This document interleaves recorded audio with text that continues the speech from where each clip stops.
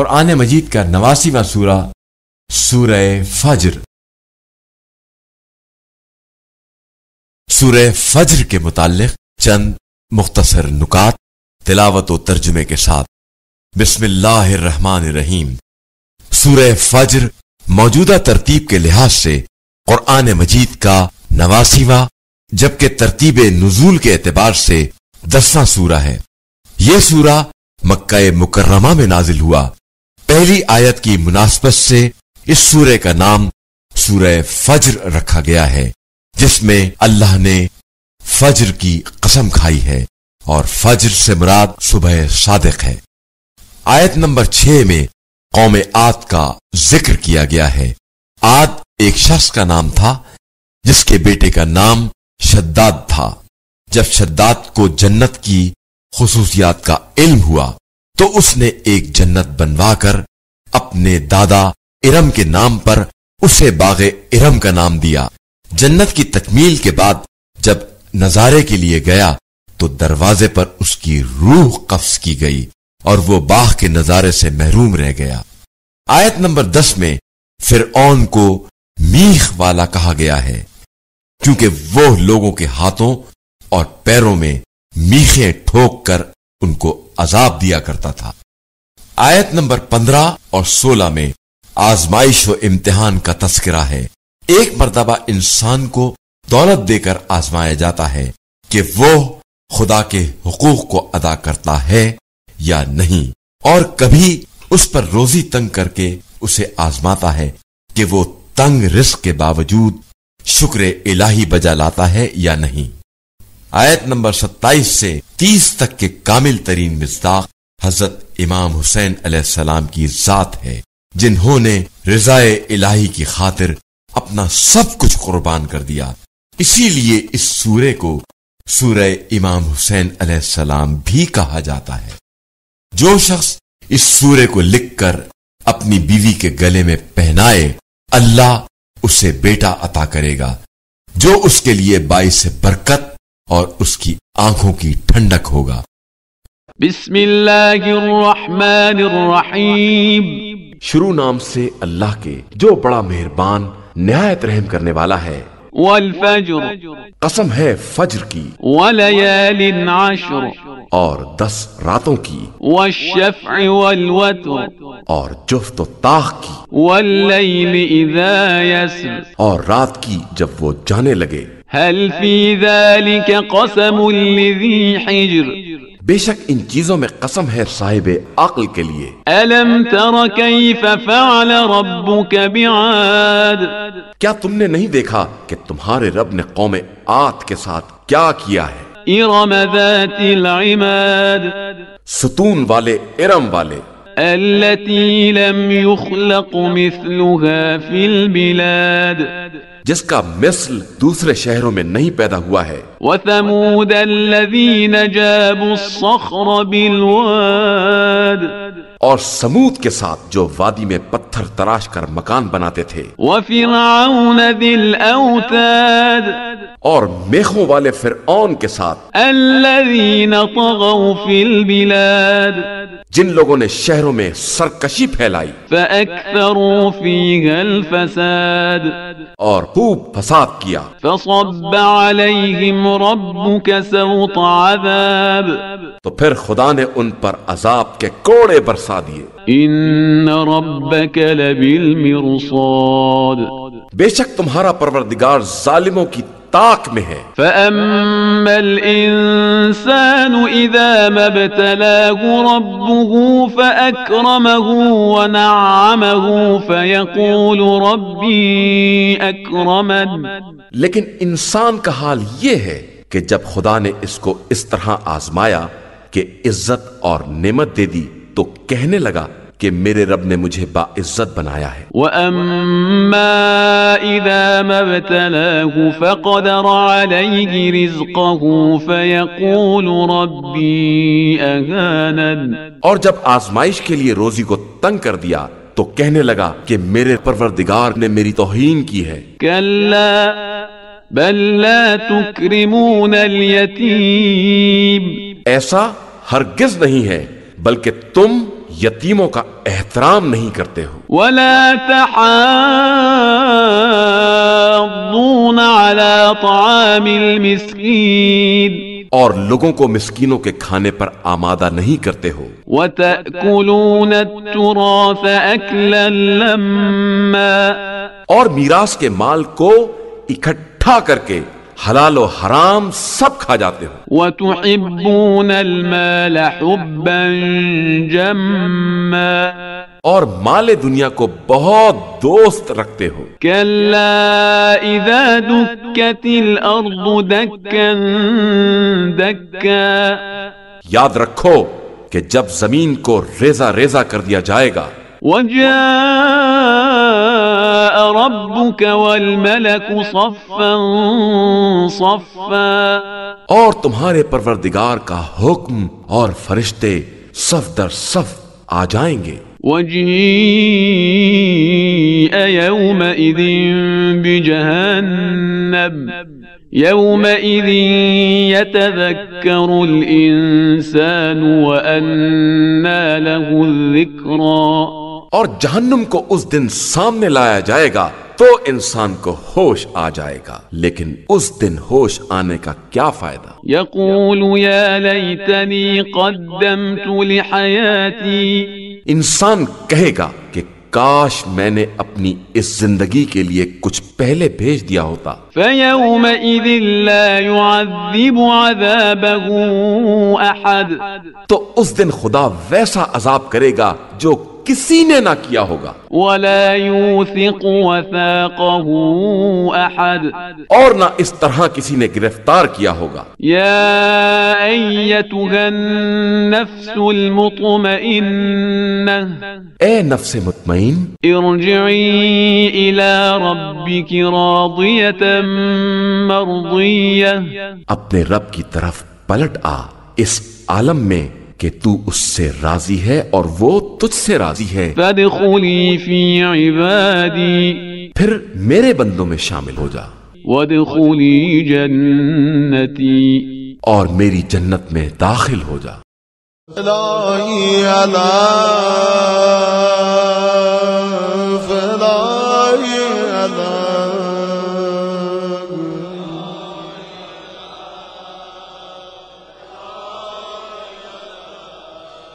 الہی علی فلاہی علی. دعای افتتاح. اللهم إني أفتتح الثناء بحمدك وأنت مسدد للصواب بمنك وأيقنت أنك أنت أرحم الراحمين في موضع العفو والرحمن فأشد المعاقبين في موضع النكال والنقمة وأعظم المتجبرين في موضع الكبرياء والعظمة. اللهم أذنت لي في دعائك ومسألتك فاسمع يا سميع مدحتي واجب يا رحيم دعوتي واقل يا غفور عثرتي. فكم يا إلهي من كربة قد فرجتها وهموم قد كشفتها وأثرة قد أقلتها ورحمة قد نشرتها وهلقة بلاء قد فككتها. الحمد لله الذي لم يتخذ صاحبة ولا ولدا ولم يكن له شريك في الملك ولم يكن له ولي من الذل وكبروا تكبيرا الحمد لله بجميع محامده كلها على جميع نعمه كلها الحمد لله الذي لا مضاد له في ملكه ولا منازع له في أمره الحمد لله الذي لا شريك له في خلقه ولا شبيه له في عظمته الحمد لله الفاشي في الخلق أمره وحمده الظاهر بالكرم مجده الباسط بالجود يداه الذي لا تنقص خزائنه ولا تزيد كثرة العطاء إلا جودا وكرما إنه هو العزيز الوهاب اللهم إني أسألك قليلا من كثير ما حاجة بي إليه عظيما وغناك عنه قدير وهو عندي كثير وهو عليك سهل يسير اللهم إن عفوك عن ذنبي وتجاوزك عن قبيح خطيئتي وصفحك عن ظلمي وسترك على قبيح عملي وهلمك عن كثير جرمي عندما كان من خطئي وعمدي أتمعني في أن أسألك ما لا أستوجب منك الذي رزقتني من رحمتك وأريتني من قدرتك وعرفتني من إجابتك فصرت عدوك آمنا وأسألك مستأنسا لا خائفا ولا وجلا مدلا عليك فيما قصدت فيه لك فإن أبت عني أتبت بجهلي عليك ولعل الذي أبت عني هو خير لي لعلمك بعاقبة الأمور فلما مولى الكريم أصبر على عبد لئيم منك علي يا رب إنك تدعوني فأبلغك وتتبب إلي فأتبغض إليك وتتودد إلي فلا أقبل منك كأن لي التسول عليك فلم يمنعك ذلك من الرحمة لي والإحسان إلي والتفضل علي بجودك وكرمك فارحم عبدك الجاهل فارحم عبدك وجد عليه بفضل إحسانك إنك جواد كريم الحمد لله لله مالك الملك مجري الفلك مسخر الرياح فالق الإصباح ديان الدين رب العالمين الحمد لله على علمه بعد علمه والحمد لله على عفوه بعد قدرته والحمد لله على طول عناته في غضبه وهو قادر على ما يريد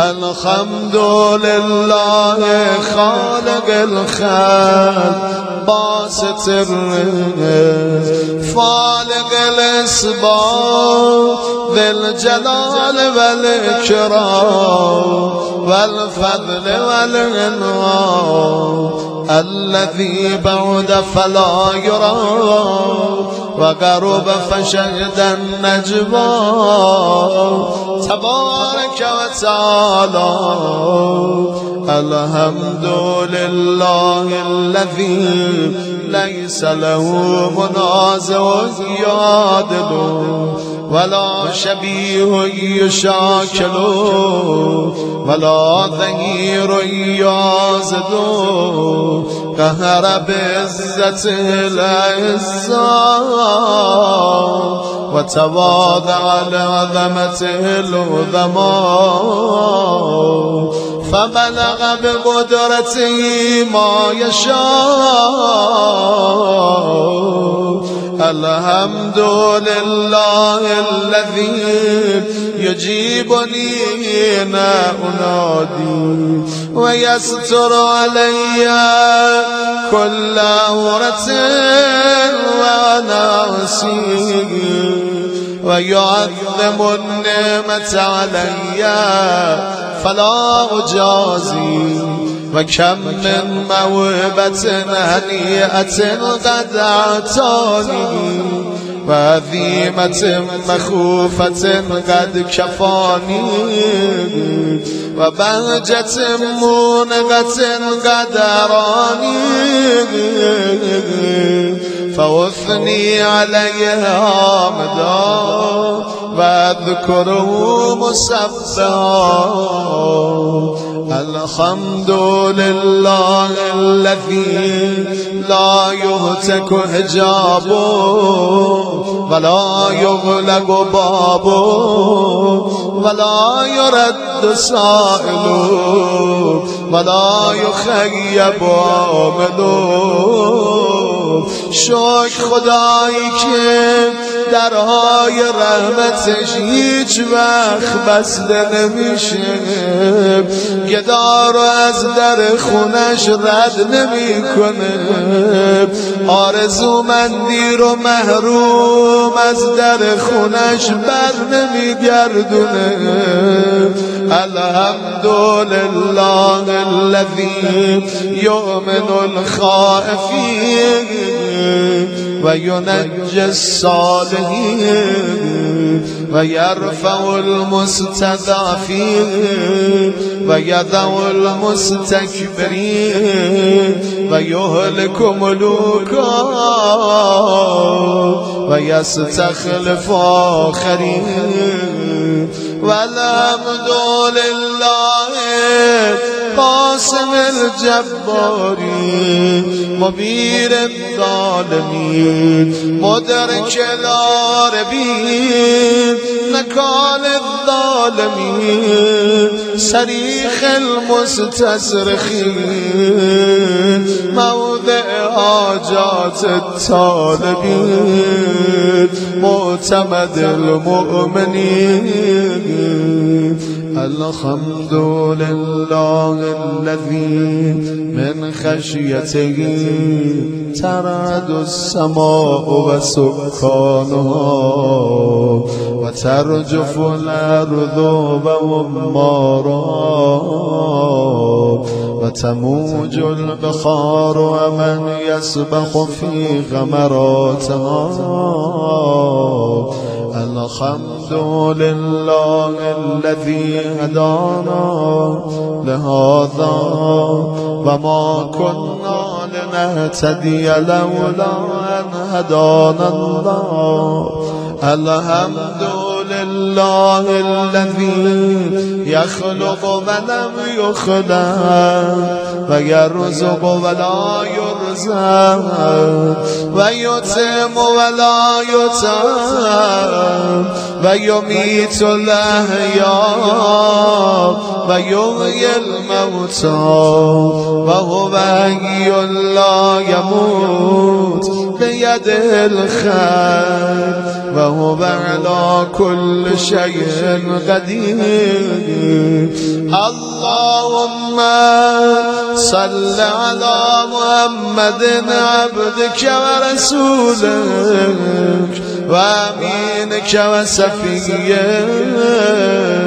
وحبيبك وخيرتك من خلقك وحافظ سرك ومبلغ رسالاتك أفضل وأحسن وأجمل وأكمل وأزكى وأنمى وأطيب وأطهر وأسنى وأكثر ما صليت وباركت وترحمت وتحننت وسلمت على أحد من عبادك وأنبيائك ورسلك وصفوتك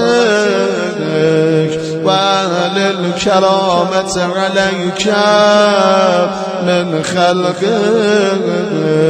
دلابرت وهرم علي مرتضى اللهم وصل على علي أمير المؤمنين ووسيء رسول رب العالمين عبدك ووليك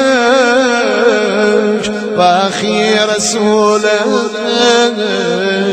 وحجتك على خلقك وآيتك الكبرى والنبأ العظيم وصل على الصديقة الطاهرة فاطمة سيدة نساء العالمين وصل على سبتي الرحمة وإمامي الهدى الحسن والحسين سيدي شباب أهل الجنة وصل على أئمة المسلمين علي بن الحسين ومحمد بن علي وجعفر بن محمد وموسى بن جعفر وعلي بن موسى ومحمد بن علي وعلي بن محمد والحسن بن علي والخلف الهادي المهدي حججك على عبادك وأمنائك في بلادك صلاة كثيرة دائمة اللهم وصل على ولي أمرك القائم المؤمن والعدل المنتظر ووفه بملائكتك المقربين وأيدوا برون القدوس يا رب العالمين اللهم اجعلوا الداعي إلى كتابك والقائم بدينك استخلفوا في الأرض كما استخلفت الذين من قبله مكن له دينك الذي ارتزيته له أبدله من بعد خوفه أمنا يعبدك لا يشرك بك شيئا اللهم أعزه وأعزز به وانصره وانتصر به وانصره نصرا عزيزا وافتح له فتحا يسيرا واجعل له من لدنك سلطانا نصيرا اللهم أظهر به دينك وسنة نبيك حتى لا يستخفي بشيء من الحق مخافة أحد من الخلق اللهم إنا نرغب إليك في دولة كريمة تعز بها الإسلام بأهله وتذل بها النفاق بأهله وتجعلنا فيها من الدعاة إلى طاعتك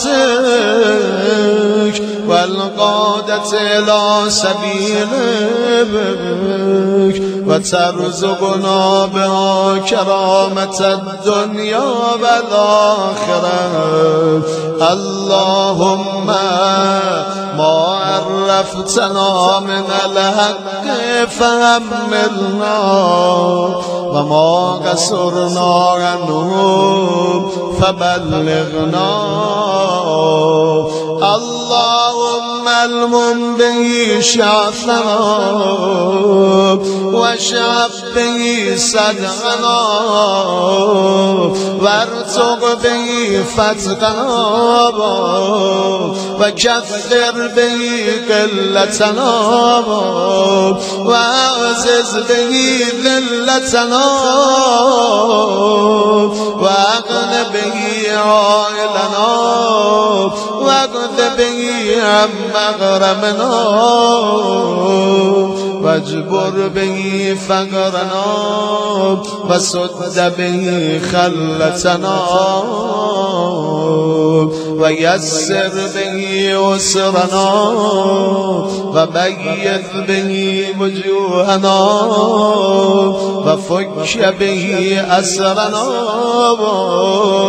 وأنجز به طلبتنا وأنجز به مواعيدنا واستجب به دعوتنا واعتنا به سؤلنا وبلغنا به من الدنيا والآخرة آمالنا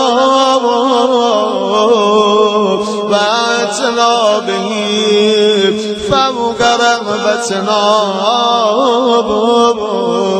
يا خير المسؤولين وأوسع الموتين اشف به صدورنا واذهب به غيظ قلوبنا واهدنا به لما اختلف فيه من الحق بإذنك إنك تهدي من تشاء إلى صراط مستقيم وانصرنا به على عدوك وعدونا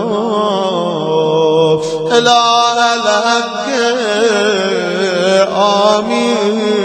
آمين اللهم إنا نشكو إليك فقد نبينا صلواتك عليه وآله وغيبة ولينا وكثرة عدونا وقلة عددنا وشدة الفتن بنا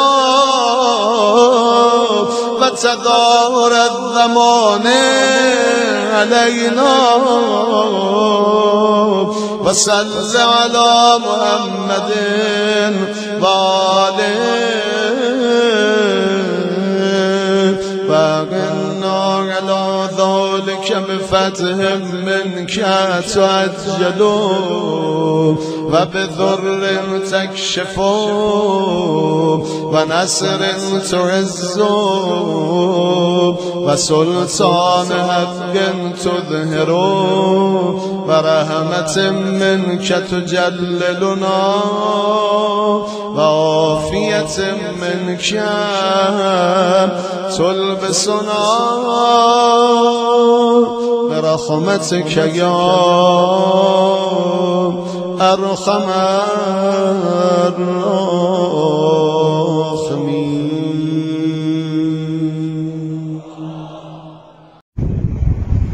اعوذ باللہ من الشیطان الرجیم بسم اللہ الرحمن الرحیم السلام علیکم ورحمۃ اللہ.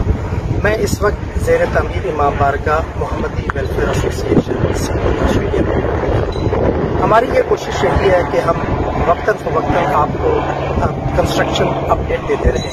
موجودہ صورتحال کو مد نظر رکھتے ہوئے اس وقت ویڈیو کے ذریعے آپ کو پروجیکٹ اپڈیٹ دیں. سب سے پہلے ان کاموں کی تفصیل جو ریسنٹلی مکمل ہوئے ہیں.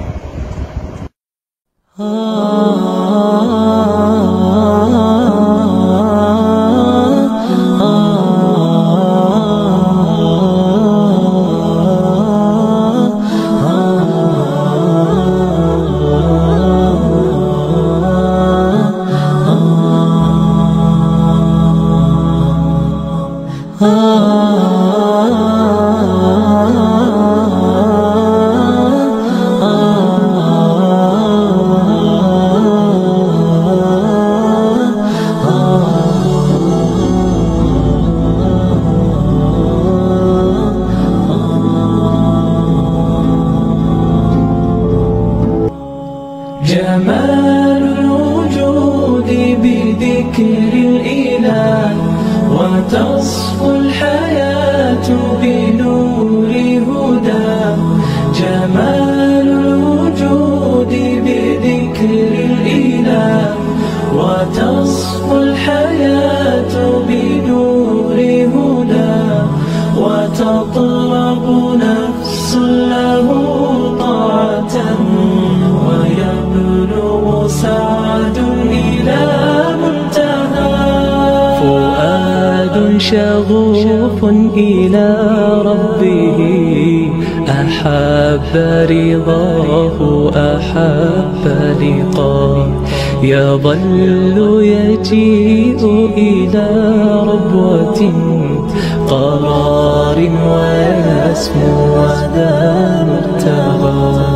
فلا لهو يثنيه عن سيره ولا جمع مال تغى الشهوى. إذا ما ينادي منادي الفلاح تراه لذاك يحث خطاه. تراه لذاك يحث خطاه. جمال الوجود بذكر الإله اس کے ساتھ ساتھ ہی اے سی کی ٹیسٹنگ، لفٹ کی ٹیسٹنگ اور سرٹیفکیشن کا کام بھی جاری ہے.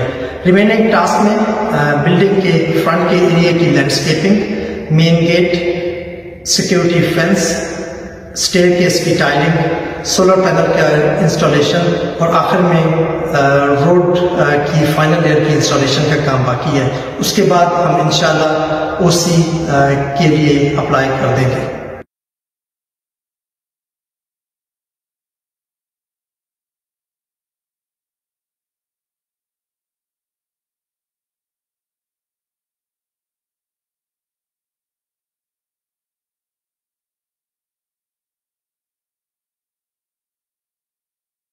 آپ سب کی طرح ہمیں بھی اس وقت کا شدت سے انتظار ہے جب امام بارگاہ کی تعمیر کا کام مکمل ہو جائے گا۔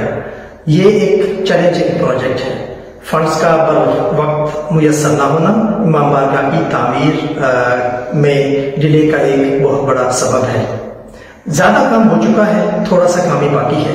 اس وقت تک جتنی بھی تعمیر مکمل ممکن ہوئی ہے وہ صرف آپ لوگوں کے تعاون اور آپ لوگوں کی ڈونیشنز، عطیات اور لوگوں کی وجہ سے ہوئی ہے۔ آپ سب سے التماس ہے کہ اپنی ڈونیشنز کا سلسلہ جاری رکھیں، امام بارگاہ کی تعمیر کے لیے بھرپور اور دل کھول کر امداد کریں۔ اللہ تبارک و تعالیٰ کا ارشاد ہے، جو لوگ اپنا مال اللہ کی راہ میں خرچ کرتے ہیں اس کی مثال اس دانے جیسی ہے جس میں سے 7 بالیاں نکلیں اور ہر بالی میں 100 دانے ہوں، اور اللہ تعالیٰ جسے چاہے بڑھا چڑھا کر دے، اور اللہ تعالیٰ کشادگی والا اور علم والا ہے۔ انشاءاللہ آپ کے تعاون سے وہ وقت دور نہیں کہ جب ہم صوم و صلات، مجلس و ماتم، میلاد اور جشن اپنے اصلاح امام بارگاہ میں منعقد کر سکیں گے۔ آپ کا بہت بہت شکریہ۔ والسلام علیکم ورحمۃ اللہ۔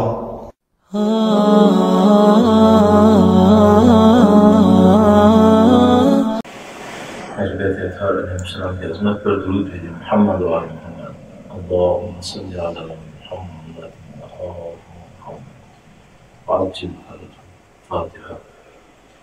بسم اللہ الرحمن الرحیم، الحمد للہ ایاک نعبد و ایاک نستعین، صراط الذین انعمت علیہم غیر المغضوب علیہم۔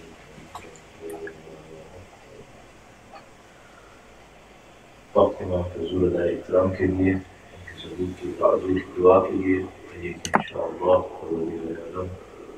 ان شبوں میں جو قدر سے متصل ہے انشاءاللہ اللہ آپ کی عبادت کو قبول کرنا ہے، امام المومنین کی شہادت کی تذکیہ وقت امام حضور پیش کرنے کے لیے ایک بار پھر درود بھیجیں محمد و آل محمد، اللہم صلی علی اعوذ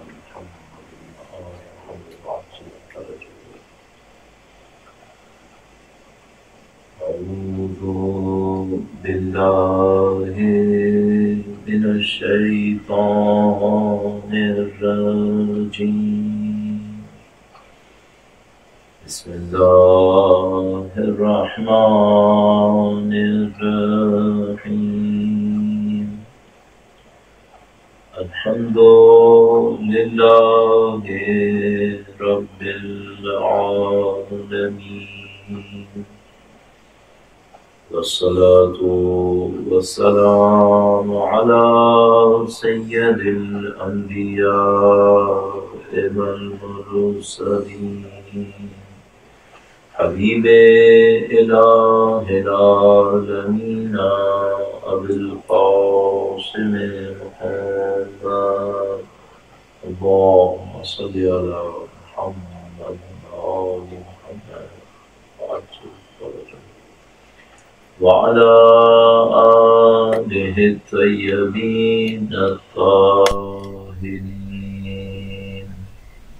سیما بقیت اللہ فی الأراضین۔ قال اللہ تعالی فی کتابہ الکریم، بسم اللہ الرحمن الرحیم، ام حسبت ان اصحاب الكهف والرقيم كانوا من آياتنا عجبا۔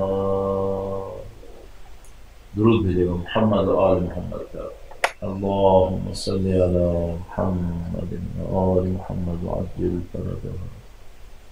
انتہائی احسان، انتہائی لطف ہے، اس نے ہمیں دین کی ہدایت سے نوازا، قرآن ہدایت اطہار علیہ السلام کی رہنمائی نصیب کی۔ میری خدا تعالیٰ کی رحمت ہے کہ وہ ایسے مواقع نصیب کرتا ہے کہ جس میں انسان زیادہ آسانی سے خدا کے ساتھ بڑھ سکے، اپنے اس سفر کو زیادہ آسانی سے انجام دے سکے۔ شبۂ قدر، ماہ رمضان اور جمعے کی شب، یہ تمام اس طرح کی ایک فرصت ہوتی ہے انسان کے لیے کہ وہ ان سے فائدہ اٹھائے، اللہ کی سمت اپنے سفر کو اور تیز کر سکے، اپنے سفر کو آسانی سے انجام دے سکے، اور لطف خدا سے آپ کو اور ہمیں خدا مختار میں اہل بیت کی محبت کے صدقے میں، مولا امیر المومنین کی اس امامت کے صدقے میں بہت ساری توفیقات نصیب کی۔ یہ کہ آپ اور ہم الحمدللہ رب العالمین شرائع قادر کے اندر ہے، اور اس کی فضیلتوں کو اہل بیت اطہار نے حسین نے ہمارے سامنے بیان کیا ہوا ہے، اس کے لیے جدوجہد کر رہے ہیں، سب پروردگار کی نعمت ہے۔ اللہ کی دی ہوئی ان تمام نعمتوں کو شکر بجا لانے کے لیے اور اس دعا کے ساتھ کہ انشاءاللہ کما حقہ استفادہ کر سکیں، اللہ کی نعمتوں کو حاصل کر سکیں، اس کی نعمتوں سے استفادہ کریں، اور انشاءاللہ یہ سب آخرت کے لیے ذخیرہ بنے۔ اور اس کو میں عرض کرنے کی کوشش کروں گا کہ دنیا میں اس کا اثر کیا ہونا چاہیے۔ انشاءاللہ خدا ان سب کو قبول فرمائے۔ ایک بار پھر درود بھیجے گا محمد و آل محمد، اللہم صلی علی محمد اور محمد۔ یہ کہ پروردگار عالم نے شب قدر دی اور اہل بیت اطہار علیہ السلام نے ہمیں کہا کہ اس پہ توجہ دیں۔ ذہن میں ایک سوال آتا ہے، یہ شب قدر میں کیا توجہ دیں، کیا معنی؟ ہمارا مجموعی عنوان ہے نصرت امامت، امامت کی نصرت کے اوپر ہماری رائز۔ میں اسی اسٹرکچر کے اندر رہتے ہوئے اپنے آپ سے ایک سوال کرتا ہوں کہ یہ جو میں امام کی نصرت کروں انشاءاللہ نصیب کرے خدا، اس کے لیے میں تیاری کروں، یہ تیاری اس پورے اسٹرکچر میں کہاں فٹ ہو؟ میں اپنے آپ سے ایک سوال کروں گا یہ کہ یہ جو میں امام کی نصرت کرنا چاہتا ہوں، خود امام کیا چاہتا ہے، امام کی خواہش کیا ہے؟ تو ہم سب کے لیے بہت واضح ہے، یہاں خدا کا ایک منصوبہ ہے، خدا کا ایک نظام ہے، اور امامت اس نظام کے اندر ایک بنیادی ستون ہے۔ یہ جو خدا کا نظام ہے، یہ کیا نظام ہے؟ یہ بنیادی ترین سوالات ہیں۔ بعض اوقات ہم لوگ برسوں سے مسلمان ہوتے ہیں، پیدائشی مسلمان ہیں ہم لوگ، اور سالوں عبادات انجام دے دیتے ہیں، اور یہ سوالات ہمارے سامنے سے آتے ہیں، گزر جاتے ہیں، گہرائی میں ہم نہیں جاتے۔ بعض اوقات خدا توفیق نصیب کر دیتا ہے کہ لوگ گہرائی میں چلے جاتے ہیں۔ اچھا، بعض اوقات لوگ اس کی گہرائی میں جانے لگتے ہیں تو بجائے یہ کہ مثبت نتیجہ لے کر آئیں اور منفیات میں پھنس جاتے ہیں۔ تو بس چند منٹس کے اندر اس کو ہم دیکھنے کی کوشش کرتے ہیں کہ بھئی یہ جو خدا تعالیٰ کا نظام خلقت ہے، اس نظام خلقت میں امامت ہے، اور اس امامت میں ہمیں رہنمائی دینی ہے، اور خدا نے ہم پہ واجب قرار دیا کہ ہم امام کی نصرت کریں۔ تو ان سب کے پیچھے ہدف کیا ہے، مقصد کیا ہے؟ ہم سب خلاصے کے طور پہ ایک جملہ دیکھتے ہیں جو انتہائی بلیغ ہے، انتہائی وسیع ہے، معنی کے اعتبار سے، معانی کے اعتبار سے انتہائی گہرائی اس کے اندر، اور وہ ہے کلمہ استرجاع، انا للہ و انا الیہ راجعون۔ اس ایک جملے کے اندر اتنے مفاہیم ہیں، بعض اوقات ہم لوگ تکلفاً کہتے ہیں کہ اس کے اوپر اشرا پڑھا جا سکتا ہے، لیکن حقیقت یہ ہے کہ اگر واقعاً گہرائی میں جا کر اس کی پورے میکینزم کو ایکسپلور کرنے کی کوشش کریں تو یہ پورا دین بن جائے گا۔ اس ایک جملے کے اندر پورا دین ہے۔ انا للہ، ہمارا مبدا، ہماری بگننگ، سورس، اوریجن وہ کیا ہے؟ اللہ سے۔ یہ جو سورس وہاں سے ہے، یہ کس طرح سے ہوا؟ بس ہمارے پاس تو ظاہر ہے جو آئیڈیا ہے وہ یہ کہ خدا تعالیٰ نے کہا خلق ہو جاؤ، خلق ہو گیا، کن فیکن۔ لیکن کن فیکن میں پورا ایک نظام بنا ہے۔ یہ پوری دنیا بھی کن فیکن کا نتیجہ ہے، لیکن اس کن فیکن کو اپنے اندر چلتے ہوئے آج 15 ارب سال ہو گئے، 15 بلین ایئرز ہو گئے۔ بنا تو کن سے ہی تھا، لیکن وہ جو کن سے بنا تھا اس کے اندر ایک سسٹم تھا جس میں گریجولی پروسیس ہونا تھا، اور اس پروسیس کو 15 بلین ایئرز ہو گئے ایک کن کو چلتے ہوئے۔ یہ پورا نظام ہے۔ اچھا، اس نظام سے خدا کا مثلا خدا کیا چاہتا ہے؟ خدا اپنے لیے تو کچھ نہیں چاہتا۔ اگر خدا قرآن کریم بھیجتا ہے اپنے لیے تو نہیں بھیجتا، اگر نبی کو بھیجتا ہے، امام کو بھیجتا ہے سلام اللہ علیہ مجمعین، تو اپنے لیے تو نہیں بھیجا ہے، تو کس کے لیے بھیجا ہے؟ ہمارے لیے بھیجا ہے۔ تو ہم سے کیا چاہ رہا ہے؟ ہم سے یہ چاہ رہا ہے کہ تم تکامل حاصل کرو، کمال حاصل کرو، اپنے آپ کو امپروو کرو، بہتر سے بہتر بننے کی کوشش کرو۔ ہر مخلوق کے لیے بہتری کا راستہ طے کیا ہوا۔ الذی اعطى كل شيء خلقه ثم هدى۔ اس نے ہر چیز کو خلقت دی اور اس کے بعد ہدایت دے دی. تو ہدایت ظاہر خدا نے بہتری کی طرف دی ہوگی, پستی کی طرف تو ہدایت نہیں دیتا ہے. یا خدا کا جیسا رحیم و کریم اور جمال و کمال کو پسند کرنے والا, وہ تو کسی مخلوق کو پستی کی ہدایت نہیں دے گا. تو اس نے ہدایت کیا دی ہے؟ ہدایت دی کمال کی سمجھ بڑھنے کی. اور انسان کو تو چونکہ اشرف مخلوقات ہے, اعلیٰ ترین کمال کی طرف بڑھنے کی دعوت دی. تو خود وہ کمال کون سا ہے جس کی طرف بڑھنے کی خدا نے دعوت دی؟ خود خداوند نے اتارا. انا للہ و انا الیہ راجعون. ہم اس پہ دعوت دیے گئے کہ تم خدا کی طرف بڑھنے کے سفر کو طے کرو. ہم سب کو خدا نے اتارا اس طرف لے کے جانا چاہتا ہے. اب یہ کہ جب ہم مثال کے طور پر ایک قدم آگے بڑھائیں گے تو کیا ہوگا, 2 قدم آگے بڑھائیں گے تو کیا ہوگا؟ سفر تو لامتناہی ہے, یہ سفر تو کبھی ختم ہونے والا نہیں ہے. لیکن اس سفر میں ایسا نہیں ہے کہ ایک منزل پر آنے پر کچھ نصیب نہیں ہوتا. بعض سفر ایسے ہوتے ہیں, آپ نے 5 سال کا سفر کرنا تھا, 5ویں سال میں اگر کچھ ہو گیا معاملہ ختم ہو گیا, آپ کو کچھ نہیں ملے گا. خدا کی طرف سفر ایسا نہیں ہے. 2 قدم بھی اٹھاؤ گے اس کا بھی اثر ملے گا, 4 قدم اٹھاؤ گے اس کا بھی اثر ملے گا. ہاں یہ ہے کہ بڑھتے رہو. جو اہل بیت ہم سے کہتے ہیں 2 دن مساوی مت رکھو, بڑھتے رہو خدا کی سفر.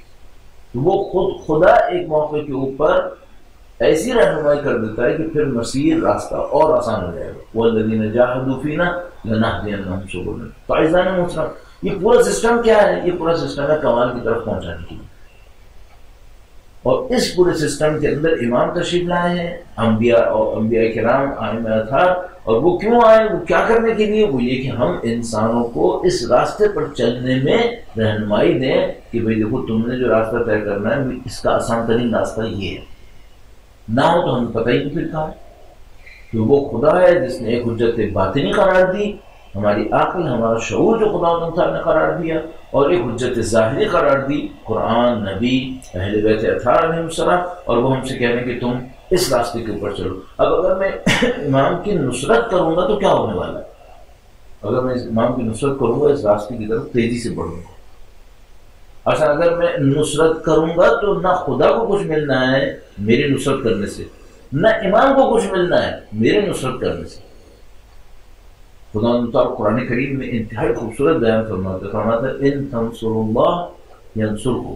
اگر تم خدا کی نصرت کرو گے کچھ نہیں ہونے والا, خدا میں کوئی اضافہ نہیں ہوگا. ینصرکم, تمہاری نصرت کرے گا. کس میں نصرت کرے گا؟ اس کی طرف بڑھنے کا جو راستہ تھا, اس کی طرف جو راستے پہ مجھے بڑھنا تھا, اس میں میرا ہاتھ تھام لے گا, مجھے آگے پہنچا دے گا, مجھے کمال ملے گا. یہ نصرت کا فائدہ ہے. اب اگر میں اللہ کی نصرت کرتا ہوں, امام کی نصرت کرتا ہوں, تو یہ جو میں نے نصرت کی یہ در حقیقت ان کی نصرت نہیں کی ہے, یہ میں نے اپنی نصرت کی ہے, یہ میں نے اپنے کام کو آسان کیا ہے. کیوں؟ اگر میں ان کی نصرت نہ کرتا اور ان کو ترک کر دیتا تو میں ملعون تھا. اللہ اکبر. جیسے کہ ہمارے پاس زیارت کے اندر ہے کہ خدا لعن کرے ان لوگوں کو جنہوں نے سید الشہداء کو ترک کیا, جنہوں نے خدا سید الشہداء کی نصرت نہیں کی. کیوں لعن کرے؟ خود بخود انہوں نے بدبختی اپنے سر پہ ڈالی ہے. ہم لعن نہ بھی کرتے تب بھی بدبختی آ چکی تھی. کیوں؟ اگر امامت کی نصرت نہیں کرو گے تو تم کیا راستے پہ باقی رہو گے؟ پھر نہیں, راستے پہ باقی نہیں رہو گے تو تمہاری زندگی برباد ہو جائے گی, حضرت خلقت کو پورا نہیں کر پاؤ گے. تو خذلان اور بدبختی تو ویسے ہی نصیب میں آ رہی ہے. تو ہم اگر نصرت کریں گے تو ہمیں کامیابیاں ملیں گی, نہیں نصرت کریں گے بدبختی ملے گی. اس خاطر ہم سے کہا کہ نصرت کرو, ان تنصروا اللہ ینصرکم وَيُثَبِّتْ أَقْدَامَكُمْ, اور تمہارے قدموں کو اور مضبوط کرے گا. کیا مطلب؟ کچھ تم نصرت کرو باقی تو خدا تھام دے گا. اصل معاملہ یہاں پر ہے. اور یہ اگر شعور میرے اور آپ کے اندر جاگ گیا نا کہ ہم نے امامت کی نصرت میں چند قدم بڑھانے, اس کے بعد وہ ہادی برحق, وہ کریم خدا کے کریم نمائندے خود ہی دامن ہمارا تھام لیں گے اور ہمیں آگے لے چلیں گے. اتنا ہمیں سمجھ میں آ جائے ہماری زندگی آسان کہ بھائی وہ منیمم کوالیفیکیشن, وہ منیمم اسٹینڈرڈ کون سا ہے جو میں نے شو کرنا ہے کہ بھئی میں کیپیبل ہوں, ایلیجیبل ہوں, بلکہ کہ میرا ساتھ دیا جائے. باقی تو ہدایت ان کی طرف سے. یہ کہ کوئی مثال کے طور پر اٹھ کر کوئی عارف بن جائے, کوئی مثال کے طور پر اللہ کے راستے کے اندر بہت آگے چلا جائے, یہ کیا جادو ٹونا ہے نعوذ باللہ تعالی, یا کیمسٹری میتھمیٹکس ہے, کہ اگر میں نے اتنے گھنٹے پریکٹس کر لی تو الٹیمیٹلی ہو ہی جائے گا. یہ بیان کرتے ہیں جو آج کل جو انسان کی پرسنل ڈیولپمنٹ کے اوپر بکس وغیرہ لکھتے ہیں، اس میں بیان کرتے ہیں مثلا 8000 آورس یا پتہ نہیں کتنے 10,000 آورس کے اگر آپ نے اتنے آورس محنت کر لی تو یقیناً آپ کامیاب ہو جائیں گے. یہاں تک مجھے آتا ہے میلکم گلیڈویل کی کتاب تھی جس کے اندر اس طرح سے بیان ہوا. تو مثلا کیا عرفان بھی ایسا ہی ہے، اللہ کی طرف بڑھنے والا راستہ بھی ایسا ہی ہے کہ اگر میں نے اتنے گھنٹے نماز پڑھ لی تو یہ نصیب ہو ہی جائے گا؟ نہیں بھائی، ایسا ہرگز نہیں ہے، ایسا ہرگز نہیں. ہاں اگر آپ نے اور میں نے ایک خلوص کے ساتھ کسی کام کو انجام دیا، چاہے وہ کم مدت انجام دیا، پھر 800 آورس کی یا 8000 آورس کی ضرورت بھی نہیں ہے، پھر 10,000 آورس کی. وہ تو ممکن ہے کہ 8 لمحے ہوں اور ایک لمحہ ہو کہ میں نے سچائی کے ساتھ خدا تعالیٰ کے سامنے کچھ انجام دیا ہو تو خدا تعالیٰ نے تھام لے گا. اصل معاملہ یہ کہ وہاں سے نصرت کب آئے گی، ہم کب یہ ثابت کر پائیں گے کہ ہم ایلیجیبل ہیں. تو یہ جتنا نصرت کا قانون ہے وہ اس صورت میں آ رہا ہے. یہ نہیں کہ ہم ان کو کچھ دینے والے ہیں. تو وہ مثال کے طور پر ہم سے کچھ سوال کرے کہ ہم امام کی نصرت کریں گے تو ہمیں اس کے بدلے میں کیا ملنے والا ہے. بھائی یہی خود ہے تمہیں مل رہا ہے، تمہیں اس کے بدلے میں یہی کچھ ہے جو تمہیں نصیب ہونے والا ہے کہ تم کمال کے راستے کے اوپر چلو. اب یہ کہ اس نصرت کرنے کے لیے مجھے کیا کرنا چاہیے، بس 2-3 جملے اور عرض کروں گا اور 1-2 مفاہیم عرض کرنے، ایک آدھ روایت بھی عرض کرنی ہے، اور انشاءاللہ پروردگار سے دعا کرنا ہے کہ خدا ہمیں اچھی شب قدر نصیب فرمائے. انشاءاللہ مولا امیر المومنین کے راستے پر چلنے والوں میں قرار فرمائے، گرچہ سخت منزل ہے. درود بھیجے گا محمد و آل محمد پر. اللہم صلی علی محمد و آل محمد وعجل فرجہ. یہ کہ امامت اس دنیا کے اندر کیا چاہتے تھے؟ وہ چاہتے تھے کہ انسان اللہ کی طرف بڑھے، وہ سارا ہدف یہ رکھتے تھے. تو اگر میں امام کی نصرت کروں تو کیا کروں؟ بھائی اس راستے کو طے کر لو جو امام نے کہا ہے. نصرت اس کے سوا کچھ نہیں کی جا سکتی. ایک وقت انشاءاللہ وہ آئے گا کہ جب امام تشریف فرما ہوں گے اور وہ ہم سے کہیں گے لشکر ترتیب دیا تم میرے لشکر میں آؤ. جیسے کہ مولا عامر المومنین مثلا ان کے لشکرگاہ کا نام نخیلہ تھا، وہ نخیلہ جاتے تھے، فجر کے بعد اعلان کرتے تھے کہ میں نخیلہ جا رہا ہوں، اور وہ انتظار کرتے تھے کہ ان کے چاہنے والے لشکرگاہ میں پہنچیں تاکہ لشکر تشکیل پائے اور دشمن کی طرف مثال کے طور پر جو دشمن حملہ کرنے والا اس کا مقابلہ کرنے کے لیے بڑھے. ایک وقت وہ نصرت کا ہوتا ہے، اللہ انشاءاللہ نصیب کرے وہ وقت بھی انشاءاللہ تعالی. اب چونکہ وہ نہیں ہے اس وقت، تو اس وقت میں چاہوں امام کی نصرت کروں تو کیا کروں؟ وہ جو ان کی تعلیمات ہیں ان پر عمل کرو، نصرت کے لیے کیپیبل بن جاؤ. تو وہ وقت آیا تو امام کی اس طرح نصرت کرو گے، اور اگر وہ وقت نہیں بھی آیا تو امامت تمہیں ایسے راستے پر ڈال دے گی جو نصرت کا راستہ ہوگا. اب ایک اور چیز ذہن میں آ رہی ہے، وہ بھی میں آپ کی خدمت میں عرض کرتا چلوں. یہ جو ہمارے اندر نصرت کا جذبہ ہوگا کہ ہم امام کی نصرت کرنا چاہتے ہیں، ہم ایلیجیبل ہوگا امام کی نصرت کرنے کے، یہ ہم سے کچھ ایسے کام کروائے گا جو ہماری آخرت میں ذخیرہ بن جائے اور ہم روک بھی نہیں پائیں گے اگر وہ ہمارے اندر سعادت اور صلاحیت بن گئی. لب لباب یہ ہے کہ آپ نے اور میں نے کوشش کی اور ہم ایک اسٹینڈرڈ تک پہنچ گئے، تو یہ سمجھ لیجیے خود بخود ہم سے کچھ ایسی چیزیں صادر ہوں گی انشاءاللہ تعالی کہ جو دین کی نصرت میں آ جائیں گی، امامت کی نصرت میں آ جائیں گی. آپ اس کی پرواہ زیادہ نہ کریں کہ وہ کیسے ہوگا، سب سے پہلے پرواہ کریں گے جو اندر بسا ہوا ہے یہ کیسے صحیح ہوگا، اس کو صحیح کرنے کی کوشش کریں. باقی اگر یہ صحیح ہو گیا تو وہ کیسے اپنے مقصد میں استعمال کروائیں گے وہ کروا لیں گے.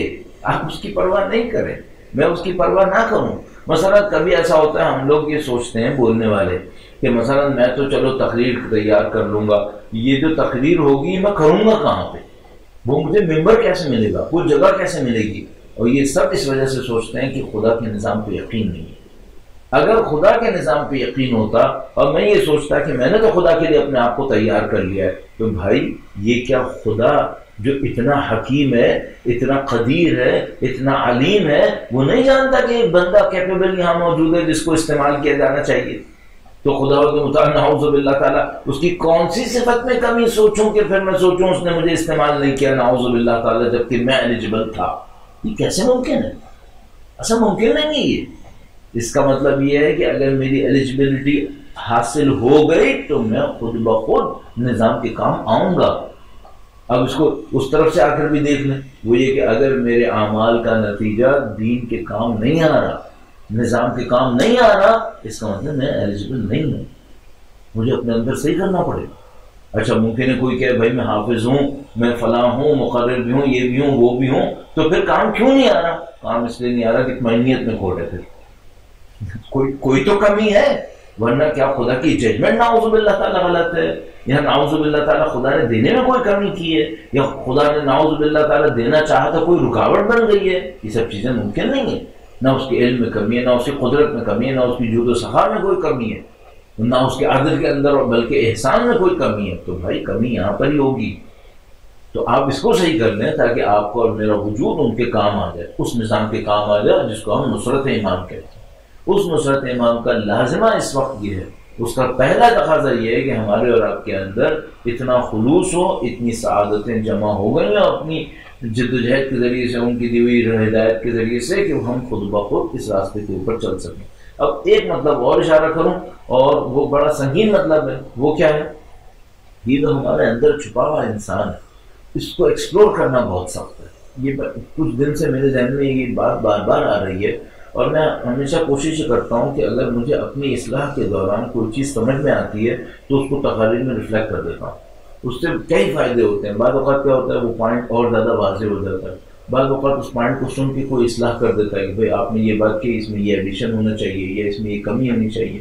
تو یہ پوائنٹ میرے ذہن میں بار بار آ رہا ہے کچھ وقت سے، وہ یہ کہ ہم لوگوں نے اپنے آپ کو کئی تہوں کے اندر چھپایا ہوا ہے، اور اتنے زیادہ اپنے آپ کو چھپا لیا ہے، دوسروں سے چھپاتے چھپاتے بعض اوقات اپنے آپ سے بھی چھپا لیا ہے، اتنا زیادہ خراب کر لیا بعض اوقات معاملے کو۔ تو مثال کے طور پہ ایک وہ انسان ہے جو ہم لوگوں کو دکھاتے ہیں کہ میں ایسا ہوں، جو ہرگز صحیح نہیں ہوتا۔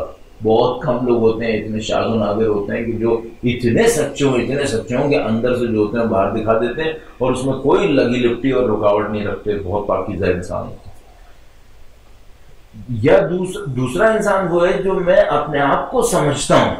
تو ایک تو وہ انسان ہے جو میں لوگوں کو دکھاتا ہوں کہ میں ایسا ہوں، ایک وہ انسان ہے جو میں اپنے آپ کو سمجھتا ہوں، اور ایک تیسرا انسان ہے جو اصل اور حقیقت میں ہوں۔ آپ ممکن یہ کہیں کہ بھائی جو میں سمجھتا ہوں اور جو میں ہوں یہ تو ایک ہی ہوگا، نہیں، بعض اوقات یہ بھی ایک نہیں ہوتا، میں اپنے ہی دھوکے میں پھنس جاتا ہوں۔ تو ایک وہ انسان ہے جو میں نے لوگوں کو دکھایا، ایک وہ انسان ہے جو میں اپنے آپ کو سمجھتا ہوں، اور ایک وہ انسان ہے جو اصل میں۔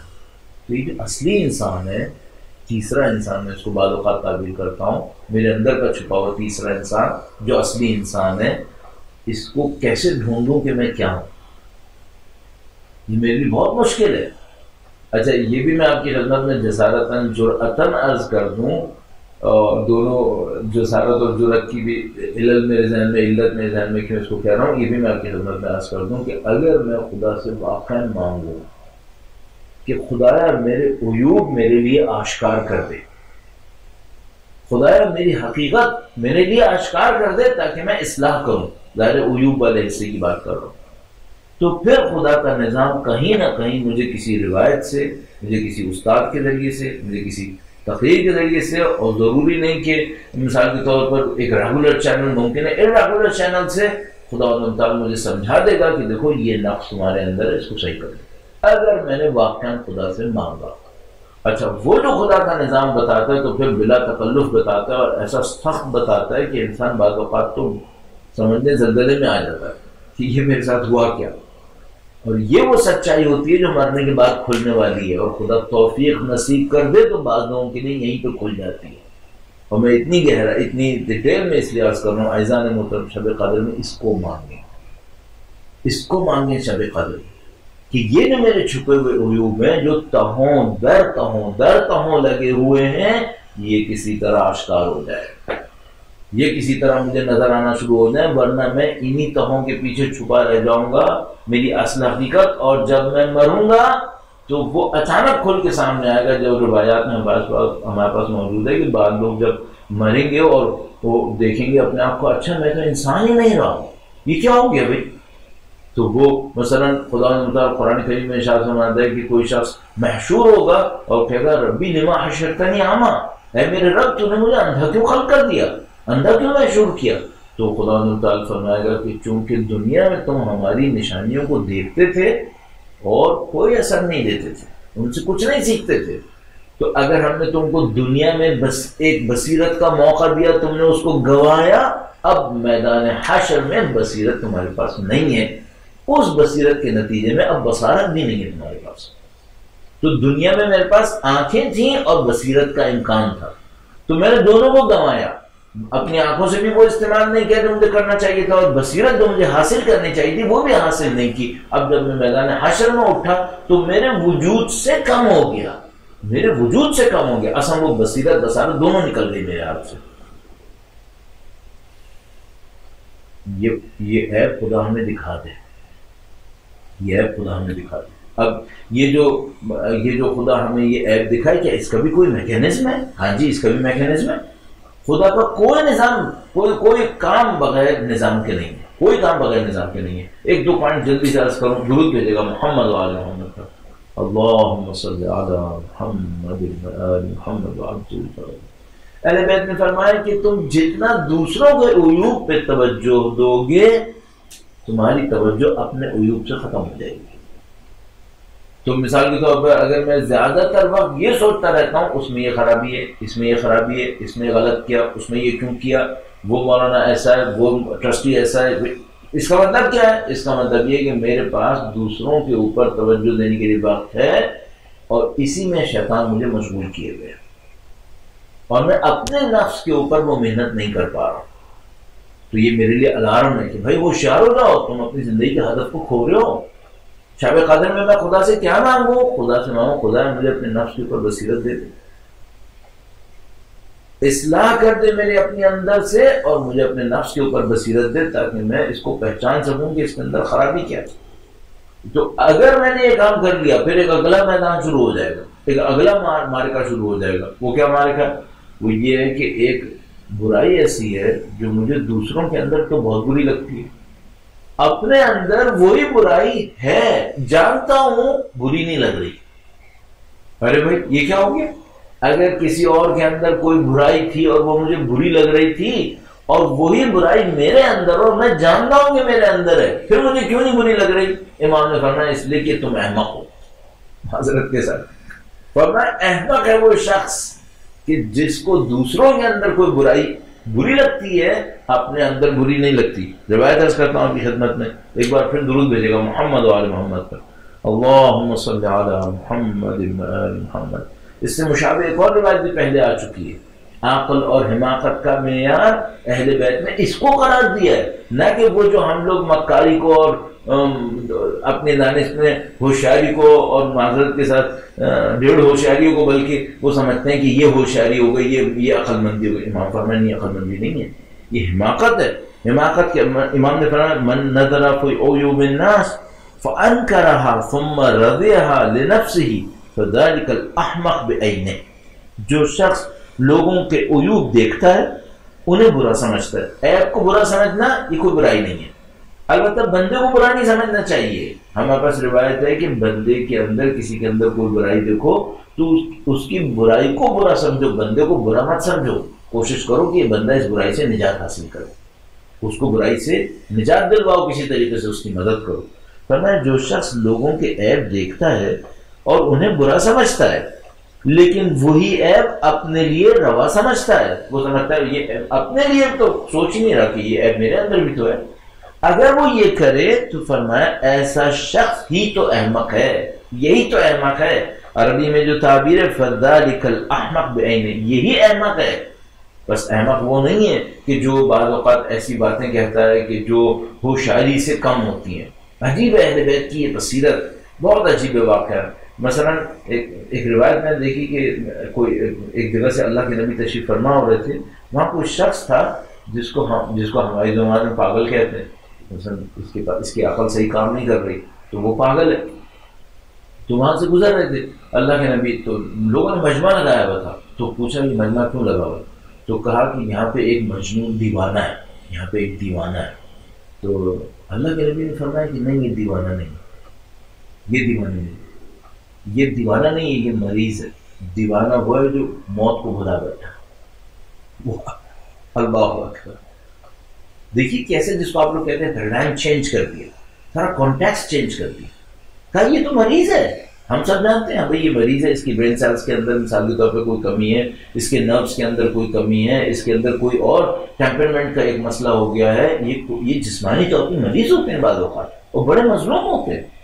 خدا ان کی جلدی بہت جلدی بخشش کر دے گا اور وہ پھنس جائیں گے. بڑے ہوشیار ہوتے ہیں، 30 مان خان ہوتے ہیں، وہ اپنے دماغ سے پتہ نہیں کیا کیا سمجھتے رہتے ہیں ہم کیا، وہ تو پھنس جائیں گے. پھر وہ ہمارے پاس روایت موجود ہے کہ اللہ جب بخشش کرے گا تو میدان حشر میں سوال جواب ہوں گے تو بہت سارے لوگ ایسے جنت میں جائیں گے جن کی دنیا میں گواہی بھی قبول نہیں ہوگی، وٹنس بھی قبول نہیں کی جائے گی. کیوں؟ لوگ کہیں گے احمق ہے، یہ دیوانہ ہے، اسے قبول نہیں کرنا ہے ہمیں. یہ جنت میں جا رہے ہوں گے. کیوں جنت میں جا رہے ہوں گے؟ ان کی جتنی عقل تھی نا انہوں نے استعمال کی. تم یہ بتاؤ تم نے کیا کیا؟ تو فرمایا امام نے، اللہ کے نبی نے فرمایا یہ تو بیچارہ بیمار ہے، پاگل وہ ہے جو موت کو بلا بیٹھا ہے، پاگل وہ ہے جو دنیا کے اوپر مر رہا ہے، وہ پاگل ہے کہ ایسی چیز پہ مر رہا ہے جو فانی ہے. امام نے فرمایا احمق ہے وہ شخص کہ جو دوسروں کے اندر عیب دیکھتا ہے، ان کو برا کہتا ہے، اپنے اندر اسی عیب کے اوپر راضی ہو جاتا ہے. تو اعزائے محترم، اگر خدا میرے اوپر احسان کرے اس شب قدر کے اندر اور میں خدا سے یہ مانگوں تو کیا مانگوں؟ کہوں خدایا مجھے موت کے لیے تیار ہونا ہے اور موت کی تیاری کے لیے مجھے تکامل حاصل کرنا ہے، ترقی حاصل کرنی ہے. اس ترقی کو حاصل کرنے کے لیے ضروری ہے خدایا مجھے میرے عیب پتہ چلیں، اور نہ صرف عیب پتہ چلیں بلکہ میرے اندر ان عیوب سے نفرت بھی آئے، اس عیب کو ختم کرنے کی ایک خواہش بھی اٹھے کہ خدایا مجھے اس عیب کو ختم کرنے، ورنہ ممکن ہے میں احمق بن جاؤں کہ وہ عیب تو ہوں اور نظر بھی آئے اور میں کہوں ٹھیک ہے کوئی بات نہیں، 10 چیزیں اگر میرے اندر اچھی ہیں تو ایک چیز بری بھی ہے، تو دوسروں کے اندر یہی برائی تھی تو تمہیں کیوں بری لگ رہی تھی؟ پھر تو اپنے اندر صحیح کرنا چاہیے. یہ مانگا ہے ہم سے شب قدر کے اندر کہ ہم اس طریقے سے لے کر آگے چلیں. ایک پوائنٹ اور عرض کروں گا، درود بھیجے گا محمد و آل محمد پر، اللہم صلی علی محمد و آل محمد عجل فرجہ. تو اعزائے محترم، ہم جو نصرت کرنا چاہتے ہیں اور شب قدر کے اندر ہیں اور اہل بیت اطہار علیہ السلام کی محبت الحمدللہ رب العالمین ہمارے دلوں کے اندر ہے، تو ہم اپنا راستہ کیسے بنائیں اس شب قدر کے اندر؟ اس شب قدر کے اندر اس طریقے سے بڑھیں کہ خدا سے کہیں گے خدا ایوب دکھا، ہمیں سمجھا دے کہ ہمارے اندر کیا کمی ہے، کیا کوتاہی ہے. اور البتہ انتظار نہ کریں کہ خدا وہی بھیجے گا، ظاہر ہے کہ نہیں بھیجے گا، وہی جتنی آنے کی آ چکی ہے. تو خدا کیسے سمجھائے گا؟ ایسے ہی سمجھاتا ہے. آپ کوئی روایت پڑھتے ہیں اور اگر عقل سے کام لیں تو وہ سمجھا دیتی ہے کہ بھائی یہ عیب تمہارے اندر ہے. کوئی تقریر سنیں، کوئی خدا سے دعا مانگیں، اچانک دعا مانگتے مانگتے کوئی چیز ذہن میں آتی ہے کہ دیکھو یہ عیب تمہارے اندر ہے، اس کو صحیح کرو. خود روایات کے اندر بہت ساری چیزیں ایسی آتی ہیں دعاؤں کے اندر کہ بھائی یہ سب چیزیں. تو اچھا اب اگلا مرحلہ کیا کریں؟ پتہ چل گیا بھائی یہ عیب ہے، اب اس عیب سے لڑیں کیسے؟ سب سے پہلی بات تو یہ کہ جو بیان کرتے ہیں، اور آپ نے دیکھا ہوگا آیت اللہ العظمیٰ آیت اللہ شہید دستغیب شیرازی کا ان کا طریقہ کار یہ تھا کتاب گناہان کبیرہ کے اندر کہ وہ ایک بیماری تذکرہ کرتے ہیں، اس بیماری کے اثرات اور اس کے نقصانات کو بیان کرنے کے لیے روایتیں بیان کرتے ہیں، پھر کچھ واقعات بیان کرتے ہیں اور انسان کے نفس کو تیار کرتے ہیں کہ دیکھو اس بیماری سے لڑو. اس کے بعد اس بیماری کا حل تحریر کرتے ہیں کہ اگر کسی کو اس بیماری سے لڑنا ہے تو اس کا حل کیا ہوگا. تو 2-3 کام مجھے اور آپ کو کرنا چاہیے. پہلی بات تو یعنی اس اسٹیج کے بعد جب ہم نے اپنے عیوب پہ توجہ دینی چاہیے، اپنے عیوب کو کھرید کے نکالنا چاہیے، اپنے دوست احباب سے بھی پوچھنا چاہیے کہ بھائی میرے اندر خرابیاں کیا ہیں مجھے بتا دو. البتہ ذرا نزدیکی لوگوں سے پوچھے گا تاکہ وہ طریقے سے بتائیں، اور وہ بتائیں تو آپ کو اور مجھے برا بھی نہ لگے، کبھی پتہ چلے کہ دوستی ہی ختم ہو جائے. اچھا اس کے بعد پھر کیا کریں؟ اس کے بعد اس عیب سے لڑنے کا ایک پروگرام بنائیں. اچھا وہ لڑنے کا پروگرام کس طرح شروع ہوگا؟ وہ یہ کہ سب سے پہلے دیکھیے گا کہ اس عیب کی روٹس کہاں تک دینی ہے. یہ بہت کریٹیکل کام ہے اور میں شاید اتنا کیپیبل نہیں ہوں اس کام کو بتانے کے لیے، بلکہ شاید بالکل ہی نہ ہوں شاید، لیکن یہ ہے کہ کچھ سمجھ میں جو آتا ہے میں عرض کرنے کی کوشش کرتا ہوں. ہر عیب کی کوئی نہ کوئی عقیدے میں روٹ ہوتی ہے. خدا کی رضاقیت میں کوئی کمی ہے، نعوذ باللہ تعالیٰ میرے دل کے اندر، یا خدا کی قدرت کے اوپر میرے اوپر یقین میں کمی ہے، یا خدا مثال کے عادل کے اوپر مثال کے طور پر کوئی کمی ہے. کوئی نہ کوئی عقیدے کی کمی ہوتی ہے، یا مجھے قیامت کے بارے میں نعوذ باللہ تعالیٰ کوئی ڈاؤٹ ہے. اگر یہ سب چیزیں نہ ہونا، عقیدے میں کمی نہ ہو، تو ہمارے اخلاق برے نہیں ہوں گے. اخلاق برے نہیں ہوں گے، ہماری عادتیں بری نہیں ہوں گی. تو یہ جو عیوب ہمارے اندر آتے ہیں بری عادتوں کی صورت میں، یہ کہیں نہ کہیں عقیدے کی کمی ہوتی ہے. تو اس کو تھوڑا سا ڈھونڈے جا کر اس کو کریدنے کی کوشش کریں تو سمجھ میں آتا ہے کہ بھئی یہ مسئلہ میرے ساتھ ہے اور اس کے اوپر مجھے محنت کرنی ہے. تو کچھ روایات پڑھیں، کچھ آیات کے اوپر غور و فکر کریں، اس عقیدے کو پہلے صحیح کرنے کی کوشش کریں اور زیادہ اس کے اوپر محنت کریں. پھر اس برائی کو اچھی طرح ایکسپلور کریں کہ اس برائی سے مجھے نقصانات کیا کیا ہوتے ہیں، اور اگر یہ برائی مرتے دم تک میرے ساتھ رہی تو کیا نقصان ہونے والے ہیں. یہ بہت امپورٹنٹ پوائنٹ ہے. ہم یہاں سے خود بخود شفٹ ہوتے ہیں ایک اور پوائنٹ کے اوپر، وہ ہے ذکر الموت، موت کا ذکر کرنا. بعض لوگوں کے نزدیک موت کا ذکر بہت وحشت آور ہے کہ بھئی دنیا سے جانا ہے، جان نکل رہی ہوگی، مر رہے ہوں گے. آج تو کورونا کے پکچرز دیکھ کے وینٹیلیٹر کے اوپر کوئی بیٹھا ہوا ہے تو ویسے ہی انسان کو ہول اٹھنے لگتی ہے کہ بھائی میں کہاں پھنسنے والا ہوں. یہ ظاہر ہوگا، یہ ظاہر ایسا ہوگا. مومن کی موت بہت اچھی ہونی چاہیے. ہمارے پاس روایت موجود ہے کہ اگر کوئی شخص 5 وقت نماز پابندی وقت سے پڑھتا ہے، اصل مالک الموت آ کر اس کو تلقین کرتے ہیں، میں جان لینے آیا ہوں اور میں تمہیں سکھاؤں گا کہ تم کیسے آگے بڑھو. اللہ اکبر. وہ مالک الموت جس کو ہم اپوزیشن کیمپ کا سمجھ رہے ہیں کہ وہ ہمارا مخالف کیمپ ہے، وہی ہمارا حامی ہو جاتا ہے اگر ہم 5 وقت نماز اطاعت سے پڑھیں، پابندی وقت سے پڑھیں. وہ مالک الموت حامی ہو گیا، وہ رہبر بن گیا، گائیڈ بن گیا، سکھانے لگے وہ. تو مومن کی موت اچھی ہے، مومن کی موت بری نہیں ہے. اور اس میں جو تکلیف بھی ہوگی وہ بھی مزہ دے گی. وہ کیسے؟ جیسے آپریشن ہوتا ہے، انسان مریض کا آپریشن ہو رہا ہوتا ہے تو بلا تکلیف تو ہوتی ہے، خون تو نکلتا ہے، لیکن اس میں مریض کو لطف یہ آ رہا ہوتا ہے کہ میری بیماریاں ختم ہو جائیں گی، اب میں اس سے نجات پا لوں گا. تو موت اس طرح سے تکلیف دہ نہیں ہونی چاہیے. اور اسپیشلی یہ جو ہمارے پاس روایات موجود ہیں، اور بعض لوگ تو بڑے فیملیئر ہو جاتے ہیں ملک الموت کے ساتھ، بہت زیادہ فیملیئر. یعنی ہمارے ایک استاد تھے، وہ کہتے تھے میں تو ہر روز ملک الموت کو سلام کرتا ہوں تاکہ وہ جب آئے تو ان کو پتا ہو کہ بھائی اپنے ہی کیمپ کا بندہ ہے، یہ میرے ساتھ ملتا جلتا رہتا ہے، سلام کرتا رہتا ہے. بعض لوگ تو بڑے فیملیئر ہو جاتے ہیں. تو موت کوئی بری چیز نہیں ہونی چاہیے. ذکر موت کا مطلب اس وحشتناک مرحلے کا تذکرہ نہیں ہے. ذکر موت کیا ہے؟ یہ کہ یہاں نہیں رکنا ہے، کہیں اور جانا ہے. یہ سب حقیقت ہے. یہاں کس نے رکنا ہے؟ اولدوا للموت وابنوا للخراب. مولانا المومن فرماتے ہیں پیدا ہوئے جاؤ مرنے کے لیے اور عمارتیں بنائے جاؤ، دنیا بنائے جاؤ ختم ہونے کے لیے. یہاں نہ کسی نے بچنا ہے نہ کسی چیز نے بچنا ہے. یہ دنیا فانی ہے، اس میں باقی نہیں رہنا ہے. اور وہ بڑا اچھا ایک فارسی کا شعر ہے، اور اس میں وہ کہتے ہیں کہ تم خود فانی، یہ دنیا بھی فانی. تو فانی جو اس فانی کے اوپر گھوم گھوم کے اپنے آپ کو فنا میں کیوں مبتلا کرو، باقی پہ توجہ دو. اور یہ اصل حقیقت ہے. تو اگر ذکر موت کرتا رہے انسان کہ بھئی مجھے یہاں باقی نہیں رہنا ہے، اور یہ جو عیب ہے یہ اگر میرے ساتھ قیامت کے دن بل گیا تو میرے بہت مسائل ہو جائیں گے، تو عیوب سے جان چھڑانے کے لیے انسان تیار ہو جاتا ہے اور اس وقت پھر اپنے اوپر محنت کرتا ہے. میں نے بڑا وقت لیا آپ کا اور بہت تھیوریٹیکل باتیں کی، واقعات کو ڈال دیتا شاید تو تھوڑا سا آپ فریش بھی ہو جاتے ہیں. لیکن بعض وقت انسان کے ذہن میں آتا ہے کہ کنسنٹریٹڈ بولنے کی کوشش کرے تو اس میں پھر بعض اوقات تھیوریٹیکل ہو جاتی ہیں چیزیں. بہرحال تو اس طرح سے محنت کریں اپنے اوپر، میں اور آپ محنت کریں انشاءاللہ. خدا مجھے توفیق دے، آپ کو بھی توفیق دے کہ ہم اپنے عیوب کو پہچانیں، اپنے عیوب کے اوپر تھوڑا سا محنت کریں، انالیسس کریں، ذکر موت کریں کہ بھئی یہاں باقی نہیں رہنا ہے اور ان عیوب کے ساتھ بھی نہیں جانا ہے، ان کے بغیر جانا ہے، ان پاکیزگی کے ساتھ اس طرف جانا ہے. ورنہ ہر عیب مصیبت کرے گا. ہر دنیا کے بعد کا اسٹیج مجھے کسی نہ کسی عیب کی وجہ سے مشکل میں ڈال دے گا. لہذا عیوب میرے ساتھ نہیں ہونے چاہیے، ورنہ میں بہت مشکل میں پھنس جاؤں گا. البتہ میں سارے عیوب ختم شاید نہ کر پاؤں، لیکن اللہ کی در رحمت سے منتظر رہوں گا، کچھ کا مقابلہ کر لوں گا اور خدا سے طلب کروں گا خدا باقی مجھے معاف فرما. یا من یقبل الیسیر ویعفو عن الکثیر، اقبل منا الیسیر واعف عن الکثیر.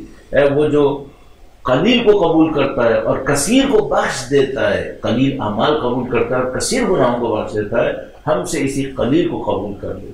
اور وہ جو کتنا خوبصورت وہ کلام ہے جب حضرت یوسف علیہ السلام کے بھائی اپنے بھائی کو پہچاننے کے بعد واپس آئے، ابھی پہچانا نہیں تھا واپس آئے اور کہا کہ یا ایھا العزیز مسنا واہلنا الضر وجئنا ببضاعۃ مزجاۃ فاوف لنا الکیل وتصدق علینا. اے عزیز، اے حاکم، طاقتور کو کہتے ہیں عزیز.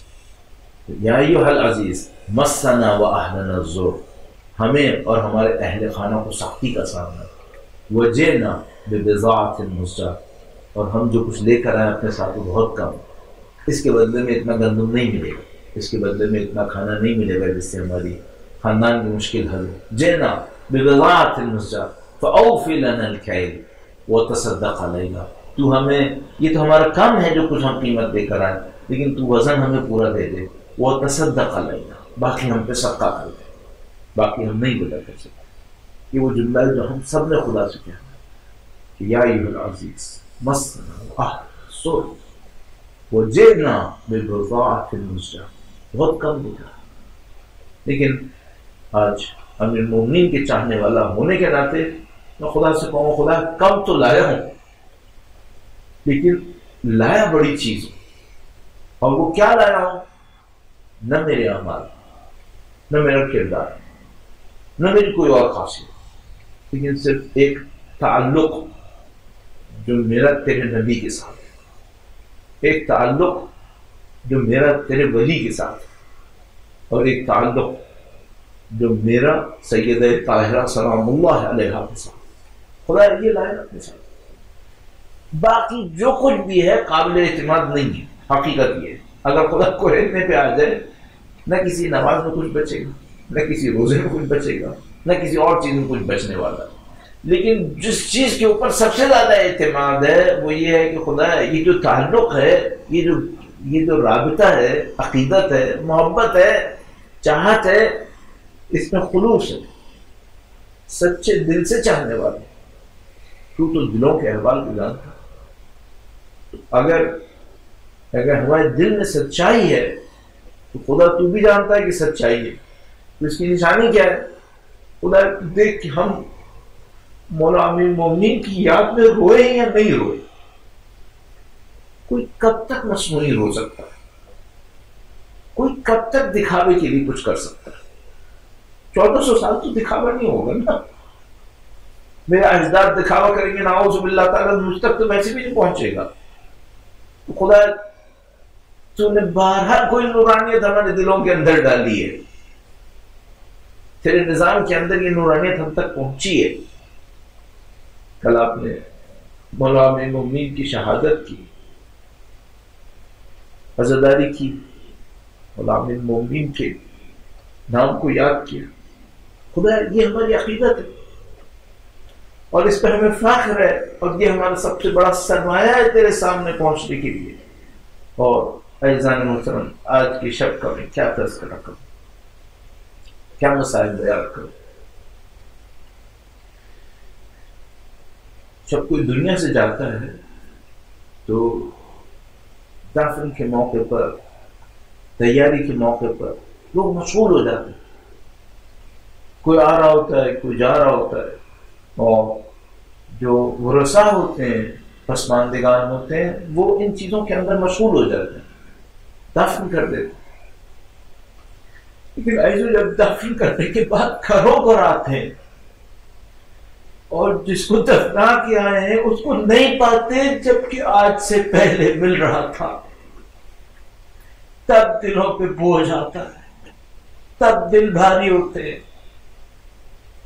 گویا آج کی جیسی شب امیر المومنین دنیا سے چلے گئے اور اب بھی زینب سلام اللہ علیہا، امام کلثوم، امام حسن و حسین اپنے بابا کی خالی جگہ کو دیکھ رہے ہیں. آج کی شب اہل بیت اطہار علیہ السلام کے لیے امیر المومنین کی یاد کی شب ہے. گرچہ ہم لوگ معمولاً اس شب کو نہیں مناتے ہیں غم کی شب کے طور پر، لیکن حقیقت یہی ہے. مصائب سے بھی یہ ظاہر ہوتا ہے کہ ایسا ایک موقع، سخت موقع ہونا چاہیے. یہ اچھا ہے کہ آپ عذاب میں مشغول ہیں، مولا امیر المومنین کے خاندان کو تسلیت پیش کرنے کے لیے بیٹھے ہیں، اور اگر میں مصائب امیر المومنین کو دیکھتا ہوں تو جیسا کہ آپ نے یقیناً دیکھا ہوگا کہ رہبر معظم نے بھی مولا امیر المومنین کے مصائب کو بیان کرتے وقت در حقیقت بی بی زینب سلام اللہ علیہ کے مصائب کو بیان کیا اور فرمایا کہ دیکھو اس وقت کو دیکھو کہ جب مولا امیر المومنین امام حسن کو روتا دیکھ رہے تھے تو تسلی دے رہے تھے، امام حسین کو روتا دیکھ رہے تھے تو تسلی دے رہے تھے، لیکن جب حضرت امیر المومنین نے بی بی زینب کو روتے دیکھا تو خود گریہ کرنا شروع کر دیا۔ گویا بی بی زینب سلام اللہ علیہ کو روتا دیکھ کر امیر المومنین کا دل بھر آیا، اور بس سلام کروں گا اور عظیم الشان بیویوں کے اوپر عظمت ہے بی بی زینب سلام اللہ علیہ کی، گرچہ شب اور یہ ایام مولا امیر المومنین سے، لیکن عظمت بی بی زینب سلام اللہ علیہ کے لیے، اور اگر یہ ہے تو بی بی کے غم میں شریک ہونے کے لیے ان کے مصائب سے ایک جملہ عرض کروں گا کہ بی بی نے کتنا تحمل کیا، اور محمد نے گریہ نہیں کیا، نہ میدان کربلا کے اندر عاشور کے دن، عاشور کے بعد میدان کوفہ و شام کے اندر، حتی زندان کے اندر، لیکن عزیزہ ہمارے پاس روایت موجود ہے کہ جب بی بی زینب سلام اللہ علیہ مدینے واپس تشریف لائی اور اپنے گھر میں گئی، تب ماتم کرنا شروع کی، تب بیوی کو اور محمد کا غم آیا سلام اللہ علیہ۔ خدایا تجھے واسطہ نبی اولاد نبی کا، پھر انہوں نے اہل بیت پہ ظلم کیا، انہیں بدترین عذاب میں مبتلا فرما، جو اس ظلم کے اوپر آج تک راضی انہیں بدترین عذاب میں مبتلا فرما۔ خداوندہ جو قابل اصلاح ہیں ان سب کو اصلاح نصیب فرما۔